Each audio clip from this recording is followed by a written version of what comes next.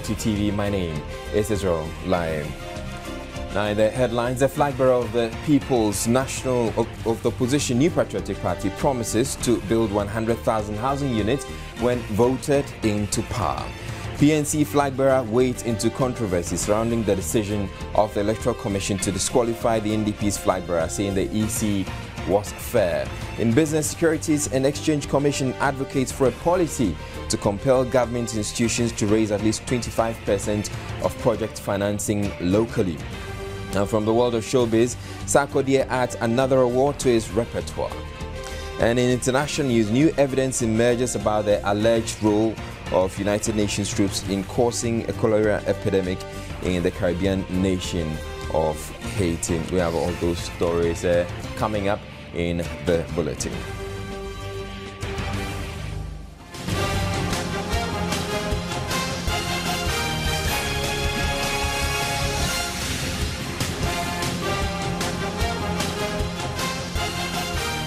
Your election headquarters on TV, radio, and online.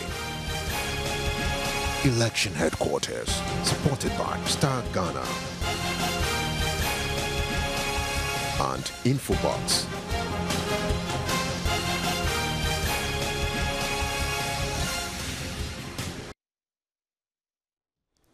Now, before we move on to our very first story, news just coming through is that two officials of the Electoral Commission have been arrested by the police for engaging in corrupt activities with a political party. The two, Mr. Kofi Esumeni, the Director of Operations, and one Kisi, have since been charged for bribery and corruption. They are currently on police inquiry bail with one surety to report to the police tomorrow morning.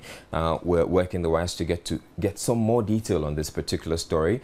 So just stay tuned. Immediately we have the officials involved or the police involved. We'll bring them onto the line and get some more details on this story. But in our very first story, the new Patriotic Party flag bearer, Nana Akufo-Addo, has promised to bridge the 1.5 million housing deficit in Ghana should he win power come December. Outlining his housing policy strategy to members of the Ghana Real Estate Developers Association, the NPP flag bearer encouraged builders to use local materials to cut down the cost of building. There are 5.8 million dwelling units in Ghana, many of which are made of wood, mud, metal, dilapidated structures, and about 70% are without toilets. Thus, according to the 2010 Housing and Population Census, the NPP flag bearer believes the situation could be improved. I want our architects to give us designs that would make buildings more environmentally appropriate and allow us to use local materials to construct houses that are not as expensive to build. The cost of building in Ghana is far too high. Building materials are far, far too expensive, and our construction habits need to be modernized. In specifics, he proposed the promotion and rapid increase in the stock of rental buildings. Government will provide service plots to private developers who participate in their social housing program. Government will provide duty and tax exemptions on imported building materials used in social housing in the short term. Corporate tax exemptions to private sector who provide low-income rental housing. The government, through district assemblies, will support community-led initiatives to provide housing through provision of land, funding, building materials, and technical support. With excessive rent allowance staring most Ghanaians in the face, the NPP presidential candidate Nana Akufo-Addo is proposing a vigorous enforcement of Rent Control Act to deal with the situation. The only way of dealing with this phenomenon, there will be a more vigorous enforcement of the Rent Control Act, which hopefully will deal with the phenomenon of the demand of excessive rent advance payment. Some executive members of GREDA shared with Joy News what they make of the interaction, their challenges, and the way forward for the association. GREDA's concern has always been to work with any government of any political persuasion in this country, to be able to deliver what our fellow brothers and sisters require in this country. There's a lot of challenges in the system. If you want to register a land, it takes you a lot of money, it takes a lot of time. 1 year it takes you to get one land title certificate.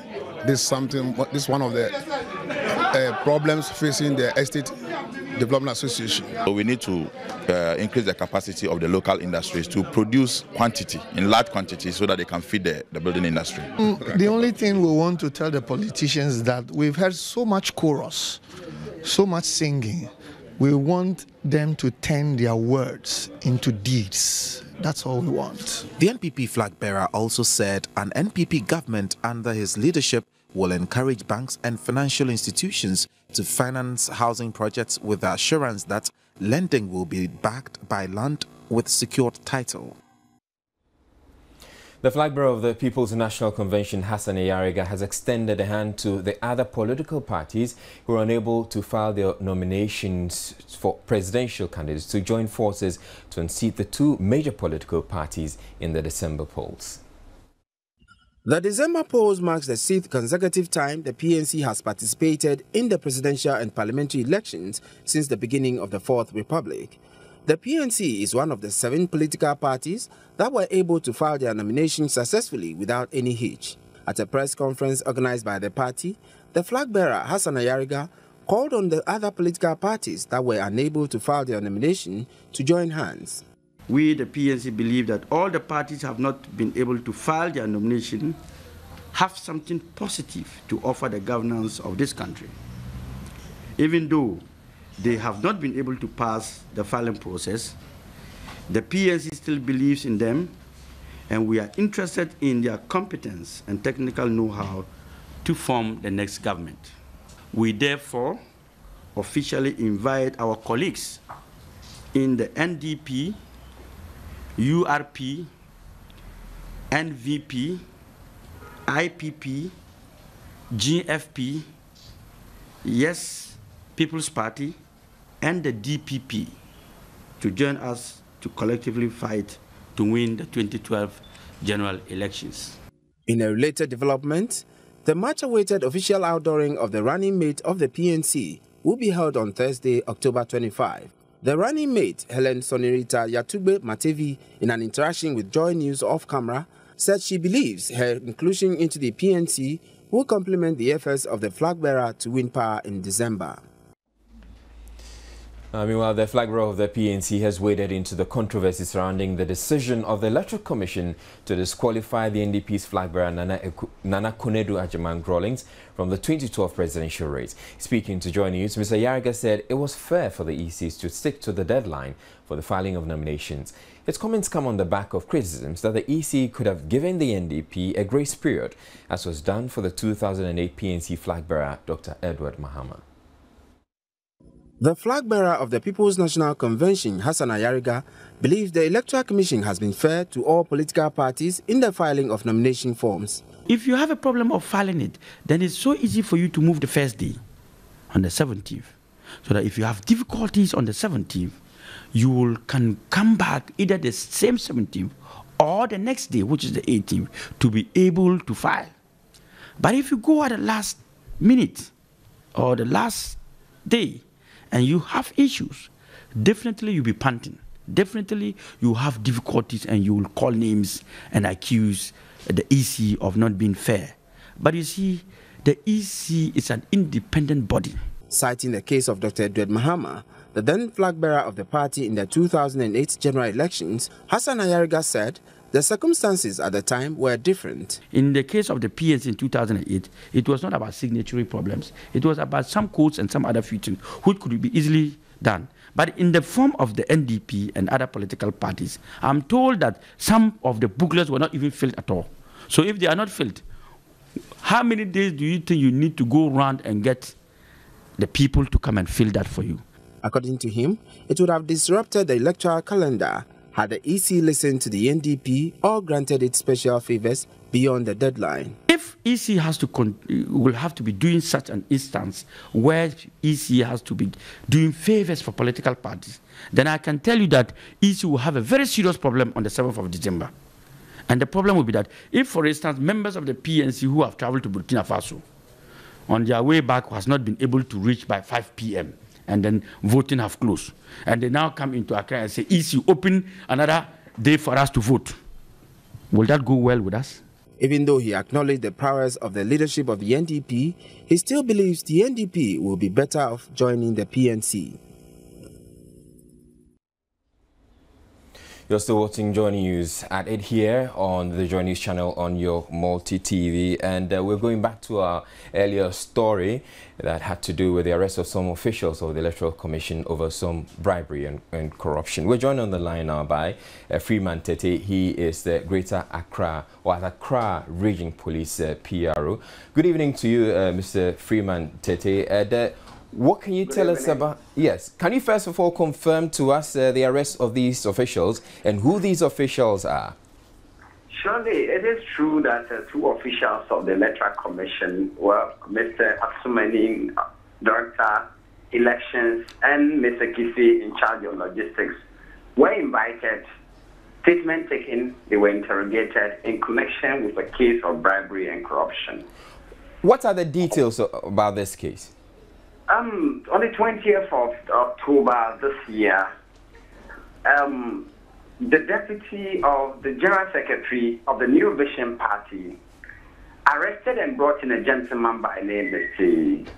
Upon, if I'm right with the name, who is a taxi driver, claiming that this gentleman had some connection with these EC officials who collected money from the founder and the leader of the New Vision Party, Professor in Cancer, promising to make it easier for him or assist him to register with the Electoral Commission, file his nomination as the presidential candidate of the party, so sidestepping the rules of the game. So when it was not through, or the promise could not be fulfilled, the money was returned through the taxi driver to the prophet or the founder and leader of the New Vision Party. So it was when the taxi driver brought the money that the General Secretary arrested and brought him to the police. But upon interrogation, it was discovered that the General Secretary has a question to answer, the taxi driver also has a question to answer, as well as the two EC officials and the prophet himself. So they were all embroiled in these issues. It remained as an allegation.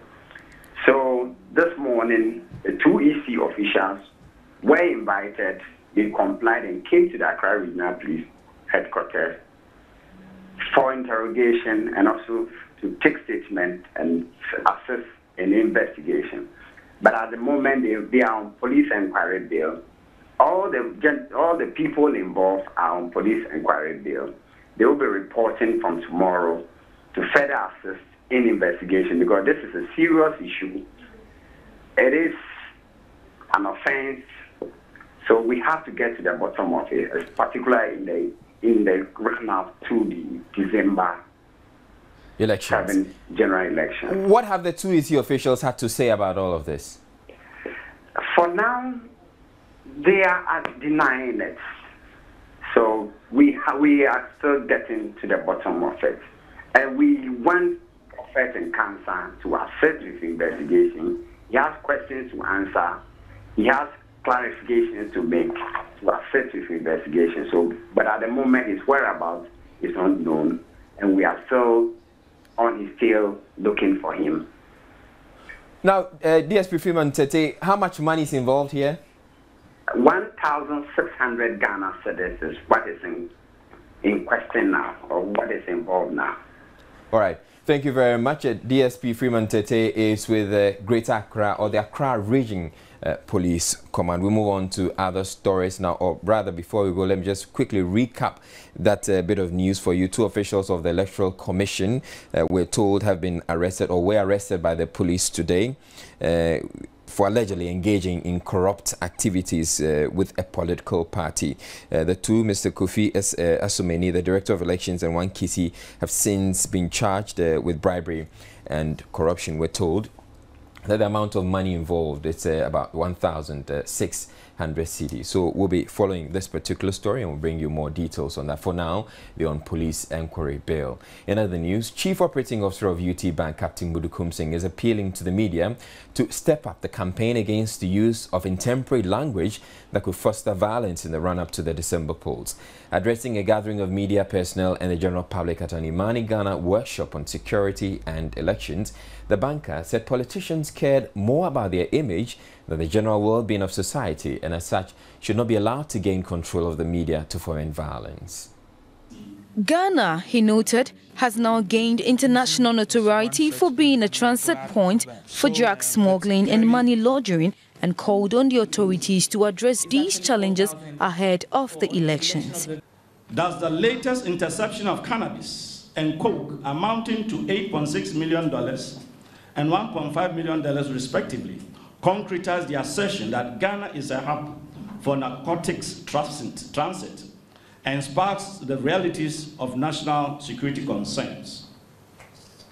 What is worrying here is the thought, should these drug lords decide to use just a fraction of these drug dollars as facilitation fees for their transit, can we begin to imagine what will happen to our institutions and systems? He also made suggestions that must be implemented by government to ensure the December polls are violence-free. We strongly suggest that the regional and district security committees should not be in charge of security arrangements on come election day, because they are politically appointed and headed by politicians who have a direct interest in the outcomes. We are suggesting that the regional and district police commanders and the electoral officers should be given full charge of security for the election period. President of Imani Ghana, Franklin Kujo, called on civil society to step up the campaign for peace and tranquility before, during and after the 2012 presidential and parliamentary elections. You're watching Joy News at 8, your primetime bulletin on the Joy News channel here on your multi-TV. Now, the Right to Information Bill, which has been in Parliament for some time now, may not just be passed. We have that news coming up after this break. Stay tuned.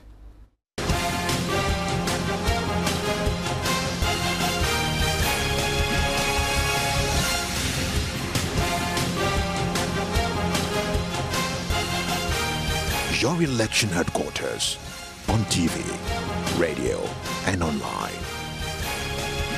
Election headquarters, supported by Star Ghana and Infobox.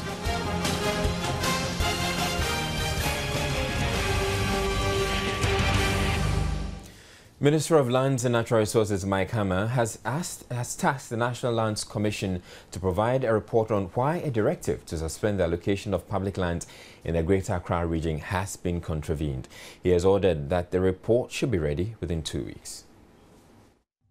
Speaking to journalists in Accra, Minister of Lands and Natural Resources Mike Hammer bemoaned the fact that despite ongoing land administrative reforms, investors and those who seek to acquire land continue to experience poor land service delivery that are occasioned by delays, conflict claims, attendant legal suits, and pervasive public sector land administration inefficiencies. Land administration is still mired with myriad of problems, many of which are results of human frailties. This cannot be allowed to continue.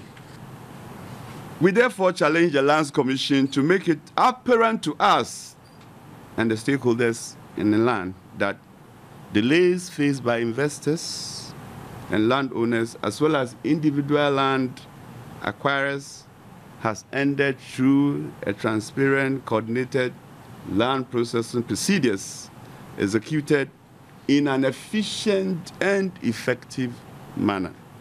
The passage of the Lands Commission Act 2008 brought together under one management 4 agencies, which hitherto had existed and operated as individual units.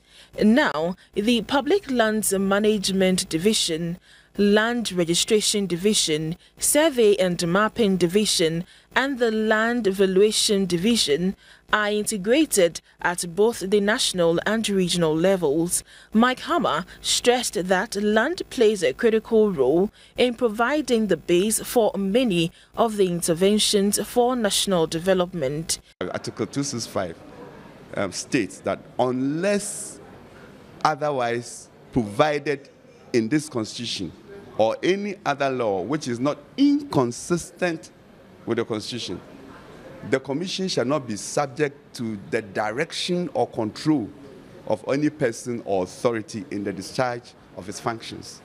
But for me, the same constitution also says that 2582 says that the Minister of Lands and Natural Resources may, with approval of the President, issue policy directive to the commission, and the commission shall comply. He therefore charged the Lands Commission to provide a report on why directives on public lands have been flouted. In February 2011, we had calls on behalf of the President of the Republic of Ghana, and in line with Article 2582 of the 1992 Constitution and Section 3 of the Lands Commission Act 767/2008, direct the Lands Commission to suspend allocation of public lands until further notice. Information available to me indicates that this directive has been contravened in the Greater Accra region. I therefore direct the National Lands Commission to submit a detailed report on such allocations made so far within 2 weeks. It has been observed that efficient and effective land administration is an essential element for sustainable and accelerated development. In a related development, Achore Benta III is now the acting chairman of the Greater Accra Lands Commission. He was inducted into office at a swearing-in ceremony in Accra to replace Oko Nikwe Jani. Speaking to Joy News on the sidelines of the ceremony, Minister of Lands and Natural Resources Mike Hammer intimated that the former chairman was relieved of his duties for non-performance. When you give authority, it goes with a responsibility, and that responsibility is clearly spelled out. So if we realize that the goals and objectives that we set for you has not been achieved, because it's only proper that we review your appointment. Nene Achore Benta III is the Manklalo of Prampram traditional area. At the induction, the sector minister said having another chairman marks the beginning of efforts to redirect the Land Commission to carry out its full mandate as enshrined in the Constitution. He said presently the Lands Commission has limited itself only to leasing of government lands. The land administration mechanisms in the country are crucial for successful socio-economic cohesion and progress. Any digression from rational land management practices stand the chance of leading this country on the path of chaos. Nene Achore Benta assured stakeholders in land administration of his commitment to carry out his duties to the best of his ability. The swearing-in was done by Justice Ernest Obimpe. Parliament suspended sitting a few minutes after resumption of the House today due to low turnout of members. Sitting resumed today after a 2.5-week recess to allow the MPs to campaign for their seats in the various constituencies. Only 28 members reported to the chamber, with only 12 out of the 28 coming from minority. MP for Old Tafo, Dr. Akutose, was however disappointed with the attendance of members and asked that something be done about the situation. The Deputy Majority Leader, Rashid Pelpo, told Joy News the leadership is working to rectify the situation. I've invited the clerk's table to the office, to my office, and for us to have a discussion on how to schedule business and how to get the actors involved in moving the business to be present on the floor of the House. Second Deputy Speaker and MP for Domin-Kwabinya, Michael Quay, also called for sanctions against members who neglect their national responsibilities to the people of Ghana. The First Deputy Speaker, Dua Jahu, blamed the leadership of the House for the poor attendance recorded. He then called for the adjournment of sitting to tomorrow after some papers were laid by the Minister of Finance. Sitting continues tomorrow. The Right to Information Bill, which has been in Parliament for some time now, will not be passed by the current Parliament. This was revealed to Joy News parliamentary correspondent Emmanuel Ante by the Deputy Majority Leader in an exclusive interview. The leadership of Parliament promised Ghanaians the Right to Information Bill will be passed before the House is dissolved. But today, the story has changed. The realistic thing is that it will not be passed. It's not possible, because the work to be done on it is so much. I mean, it's one single bill that has attracted more than 300 amendments, contributions from the public and everything, over 300. So you can't consider them within 1 week if you want to do a real job on it. He blamed the committee set to work on the document. The bill is before the committee. They have done their rounds. They have collated all the memoranda before them. They have gotten information from members that will augment that will give more quality to the work, to the bill. Now it's now left with them to meet and present a report to us as to what has happened so far. The Right to Information Bill was laid before Parliament in 2010, with members of Parliament promising to pass the bill to give legal backing to the right and dissemination of information. A new supply system to improve delivery of potable water to Kenyase, the district capital of Esutifi North in the Brahafo region, has been inaugurated. Valued at 900,000 Ghana cedis, the system is expected to supply over 13,000 gallons of water each hour to the beneficiary communities. The project, which is a drilled borehole with a submersible pump with 4 reservoirs, is an expansion of a 10-year-old Kenyase small town pipe water system. Until 2002, Kenya said the Esutifi North district capital did not have any reliable source of potable water. Inhabitants of Kenyase number 1 and 2 relied on streams and open well for water. The European Union's support for the community constructed a mechanized well with a capacity of 18 meters cube for the people of Kenyase in 2002. The facility has not seen any expansion in the last decade, notwithstanding the growing population as a result of gold mining activities in the area.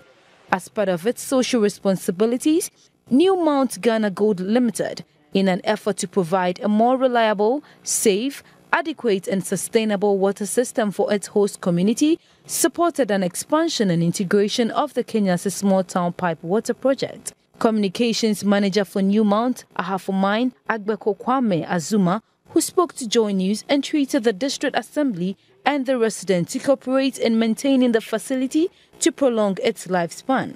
The Chief Engineer of the Brongahafo Regional Directorate of the Community Water and Sanitation Agency, Divine Dugbate, repeated a call for the Kenyase Water and Sanitation Management Team under the watch of the District Assembly to ensure sustainable management of the water system. To emphasize that just as we've gotten potable water, there is a need for beneficiaries to understand that they also have to have proper sanitation systems in the environment.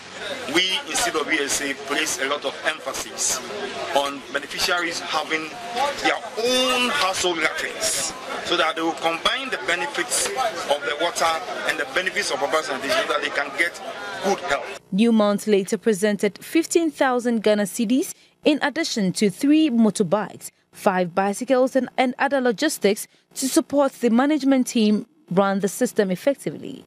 Nestor Kafri, Ajome's report from Kenyase. In more news coming up, the Securities and Exchange Commission wants a policy that will compel government institutions to raise at least 25% of project financing locally. We have that coming up.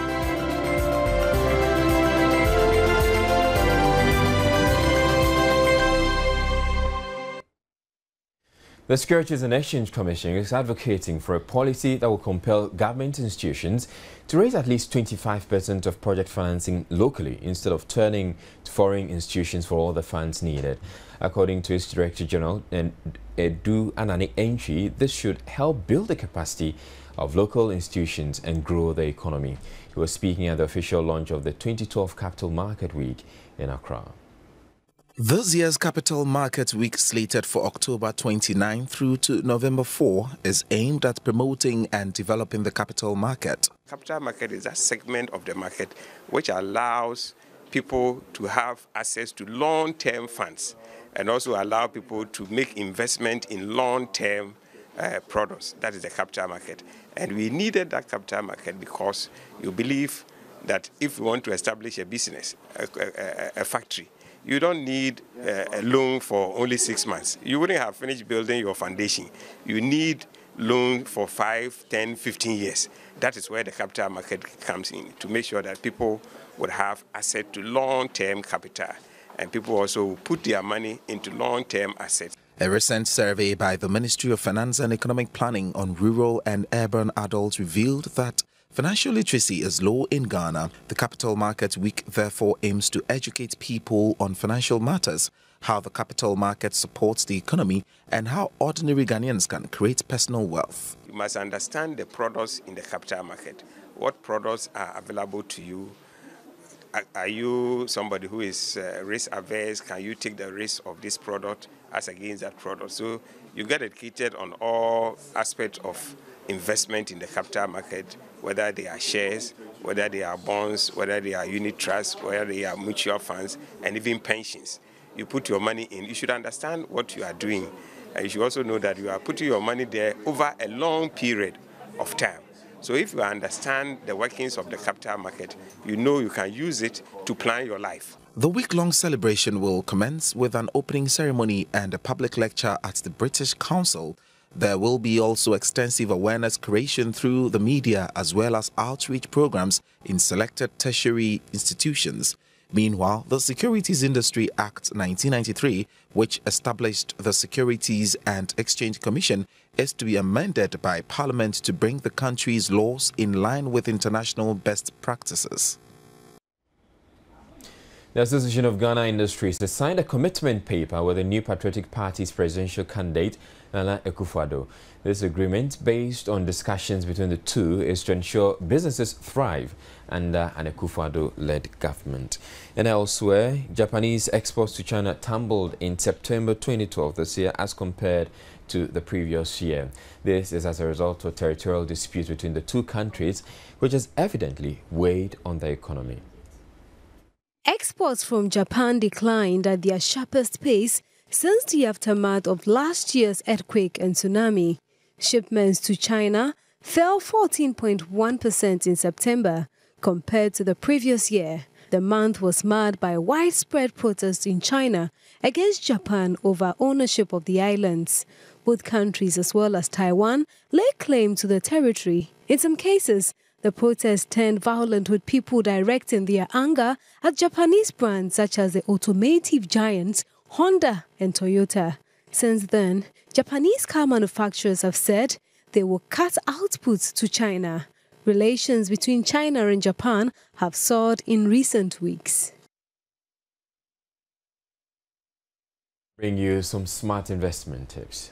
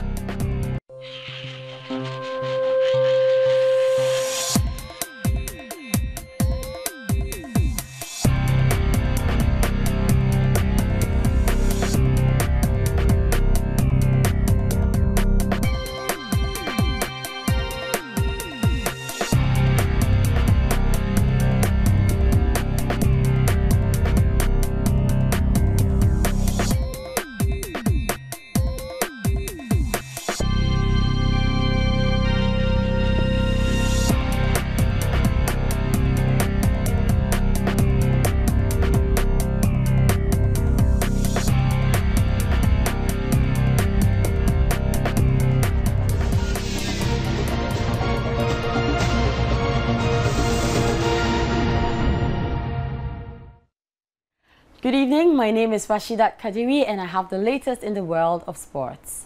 Black Stars coach Kwesi Appiah has accepted Andre Dede Ayew's apology for his behavior during and after the final Africa Cup of Nations qualifier between Ghana and Malawi. Coach Appiah, in a statement on the FA's website, indicated that he gave the Marseille player a deadline after a post-match meeting in Malawi failed to resolve the matter. He subsequently requested that the player apologize to the technical team and the playing body for his behavior.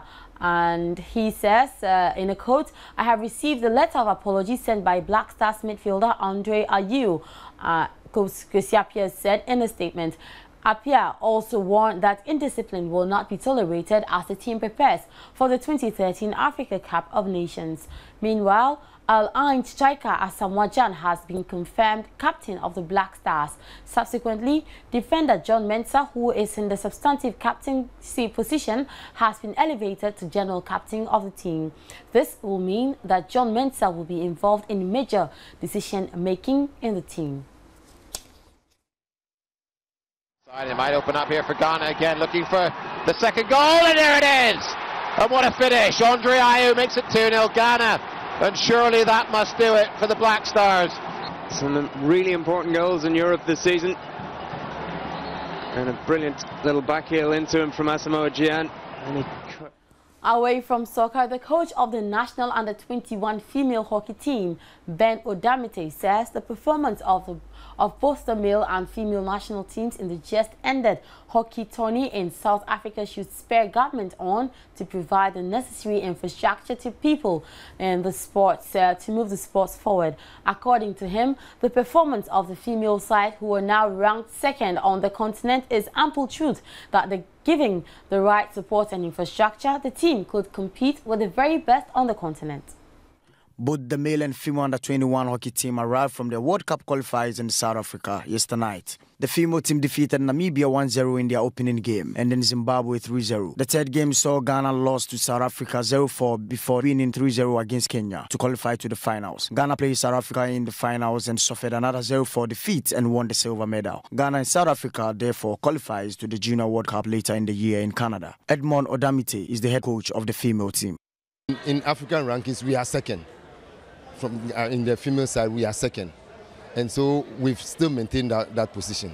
Unfortunately, because two teams are going to the World Cup, we'll be there. I mean, I believe the government will give us the necessary assistance so that we also go and then participate. We want to raise the level of hockey. And they are our targets because they've been first all these years.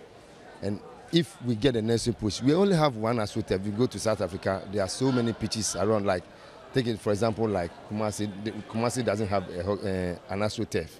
They play on grass. It's only the Accra Stadium where we have one pitch, and almost everybody is training on it.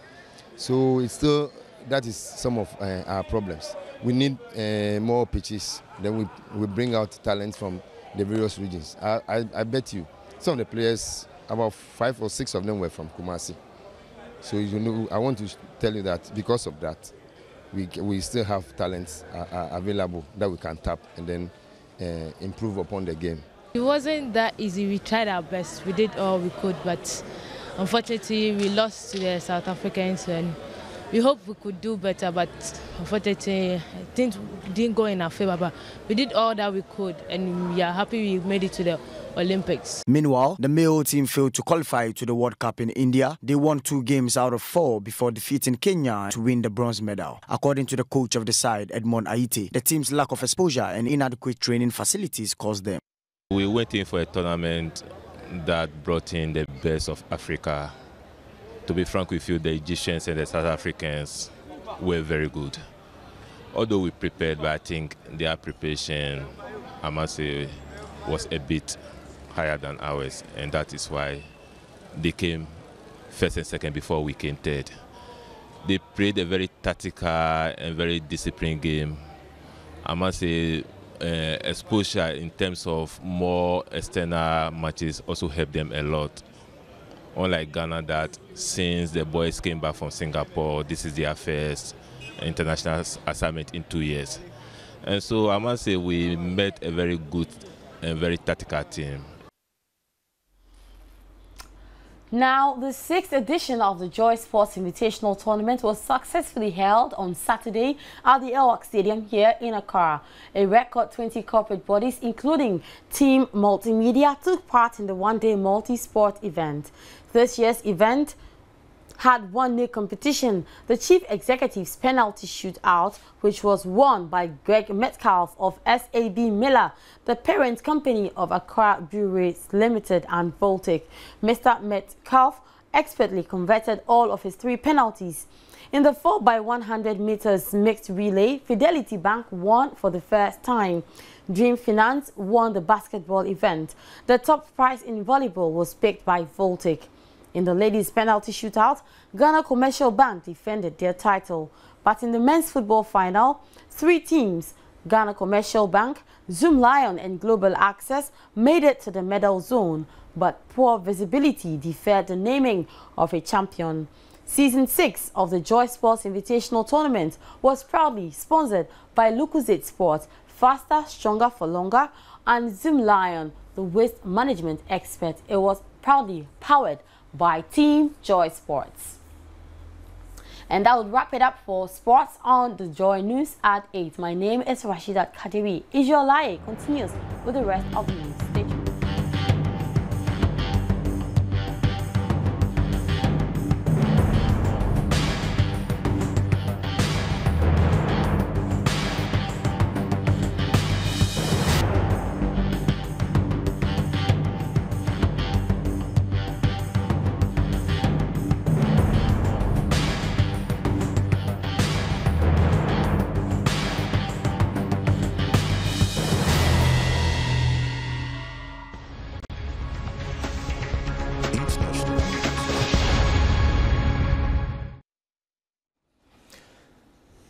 An explosion near a prison in South Africa's main city, Johannesburg, has killed at least 2 people and injured 15 others. Before we come to that, South African police have expressed deep regret over the shooting to deaths of 34 minors in August and acknowledged that the force's response may have been disproportionate in evidence before the Marikana inquiry on Monday.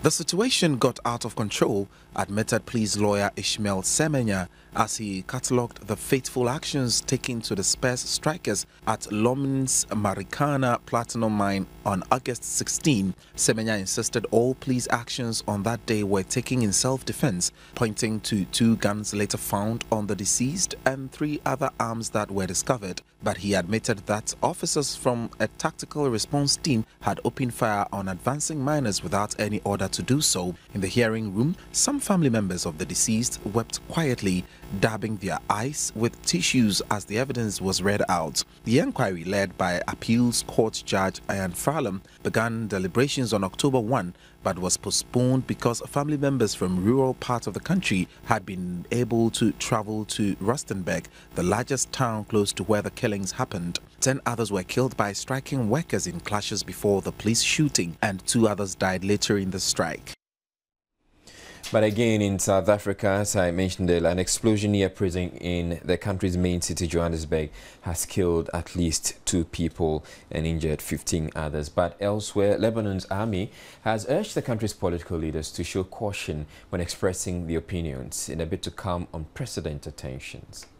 This comes after clashes broke out in several areas following the killing of a senior security official on Friday. The worst clashes were in the north, where at least 3 people died as gunmen exchanged fire. Soldiers have been deployed in the capital, Beirut, where there have been periodic clashes. In a statement, the army said the last few hours have proven without doubt that the country is going through a decisive and critical time, and the level of tension in some regions is rising to unprecedented levels. It urged all political leaders to be cautious when expressing their stance and opinions and in attempting to mobilize public action because the fate of the nation is at stake.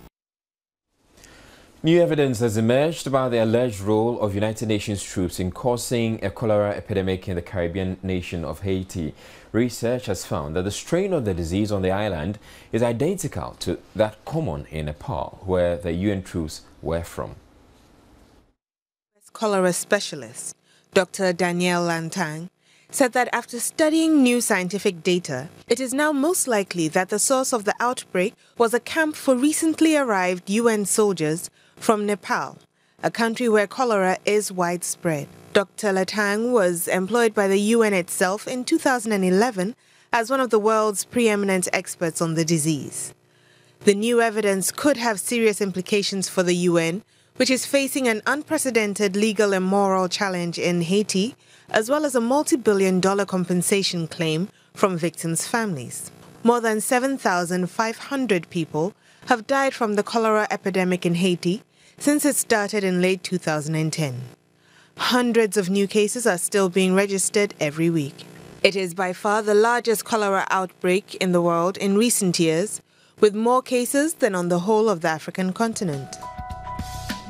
National News.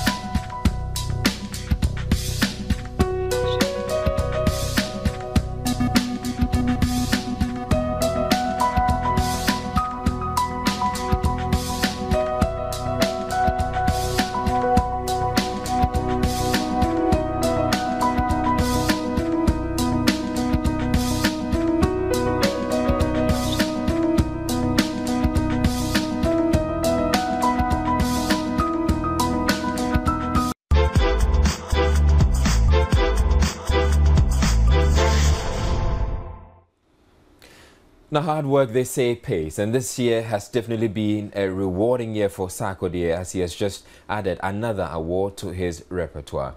Sarkodie on Saturday at the Nigerian Music Industry Awards, the Headies, picked the Best African Act Award. To the Headies. Ghanaian rapper Sarkodie stayed on his winning streak as he captured the Headies Award for Best African Act at a well-attended ceremony in Lagos. The big winners on the night included Wizkid, who received awards for Artist of the Year and Revelation of the Year. I'll never let you guys down, I promise. God bless you. Music group P Square also grabbed the awards for Album of the Year and Best R&B Pop Album. Now, if Sarkodie doesn't have a special room for awards, then this is the time to think about getting one, because this is his era. What else? She go want more. Congratulations to Sarkodie. Now, would you believe it if I told you you can visit some of the country's finest tourist sites in under 5 minutes? In actual fact, it is possible in 4 minutes 16 seconds. Now, that is the length of time of a music video released by one of Ghana's brightest soul singers, Efia. Since a split from the girl group Irene and Jane, Efia has warmed her way into the hearts of many Ghanaians and indeed Africans with a unique style of singing. And as if to market her country, she has released a video for her song Getaway, which features some of the country's finest vacation spots.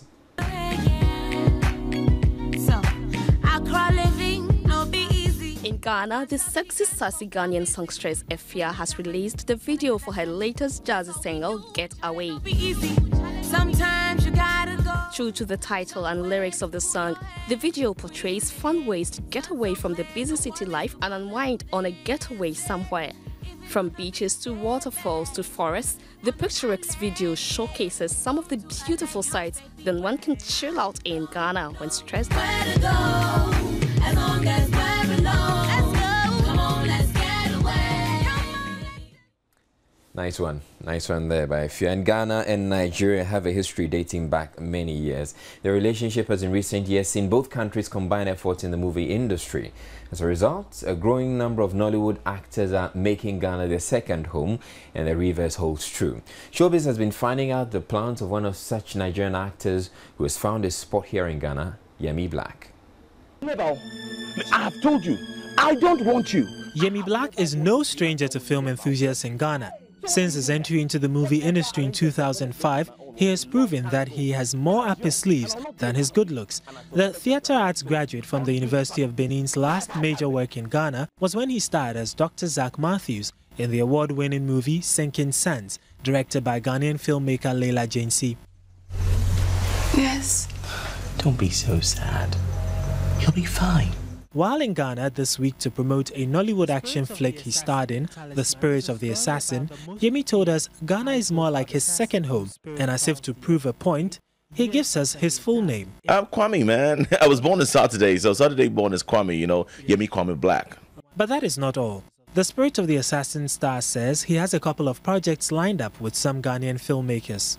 I'm supposed to be working with a producer called Richie here in Ghana, and we actually started the project, but some hiccups came along the way and decided to postpone it, but I guess we'll start working soon. And I got a call from Shirley Frimpong recently that she wants to do something, and there's a possibility that we'll be working together in November or thereabouts, you know. I'll probably, in fact, I'm thinking of seeing her before I leave town so that we can have a proper arrangement. So, with Yemi identifying already with the Ghanaian culture, he says, this is my home, man. Very soon I'm just going to be spending weekends in Nigeria and coming over to Ghana to spend the rest of the time.